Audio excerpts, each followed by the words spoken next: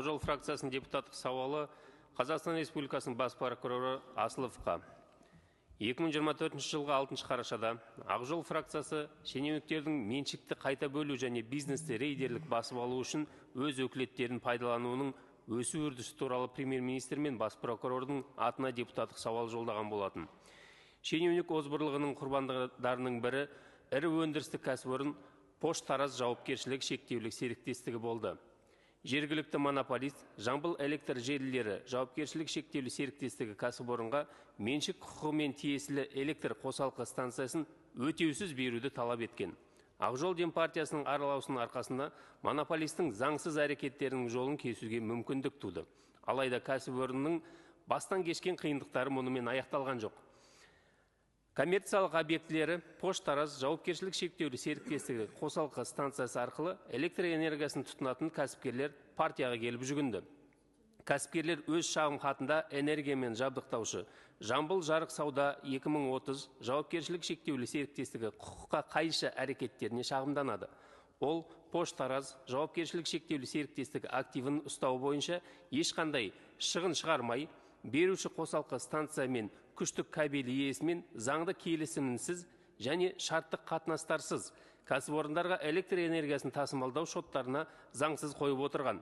Осылайша энергиямен жабдықтаушы ұйым басқа кәсіпорынның қуатын пайдалана отырып монополияға қарсы заңнаманы бұзып 61 миллион теңгеге заңсыз байыды.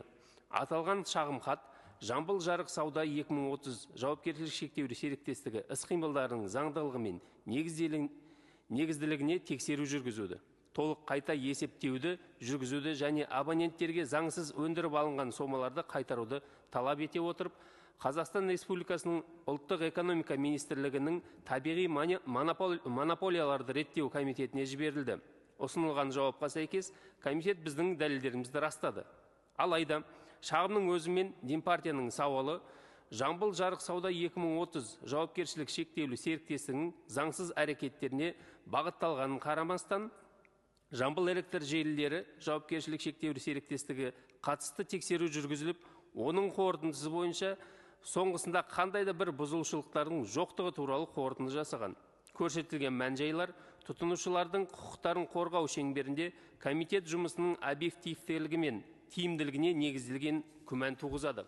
Осыған байланысты Ақжол депутаттық фракциясы келесіні талап етеді. Жамбыл жарық сауда 2030 жауапкершілігі шектеулі серіктестігі қызметіне электр энергиясын тасымалдау үшін шот фактуралардың заңдылығы тұрғысынан тексеру жүргізілсін. Басқа кәсіпорынның қуатын пайдалана отырып, Жамбыл жарық сауда 2030 жауапкершілік шектеулі серіктестігінің 61 миллион теңгеге заңсыз байуының заңдылығы бағалансын.